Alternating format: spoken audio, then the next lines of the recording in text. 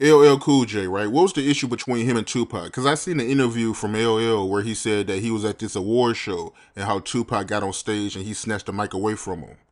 I think it really was over that song "Who Shot You" or the remix "Who Shot You." You know what I mean? I think Pac was looking at it like they was taking subliminal shots at him. You got to understand, East Coast rappers back then. I don't know about now, but they wasn't like West Coast rappers. West Coast rappers was like you said, Ice Cube doing No Vaseline, and they was the first artists like really saying names. You know what I mean?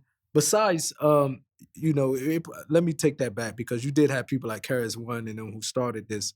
You know what I mean? The bridge is over and shot and saying names and stuff like that. But then it reached a level where when people know that they can get hurt by dissing another rap, it became very subliminal.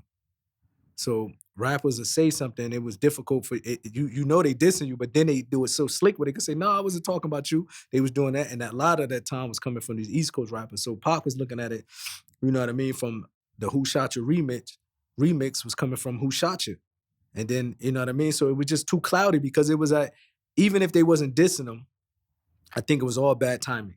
The same way with the "Who Shot You" record, they said that Biggie didn't do that to diss Pac. But Puffy knew that let's put it out anyway to stir up some controversy and maybe it's gonna sell records. So these things was bad timing. You know what I mean? It was all bad timing. They very clever, so they do these type of things. And then when the East Coast, West Coast picked up, they looked like they was just being attacked, but they was doing it, you know what I mean? It was very strategic. You know, so I think even I personally, from what I hear, don't think that Biggie did that song to this Pac. And but once again, bad timing. The same with Who Shot Your remix, bad timing. But Pac not, he paranoid, just got shot. So he really thinking about these dudes really coming at me. Like, why is Pac really was thinking, why is all these New York rappers coming at me?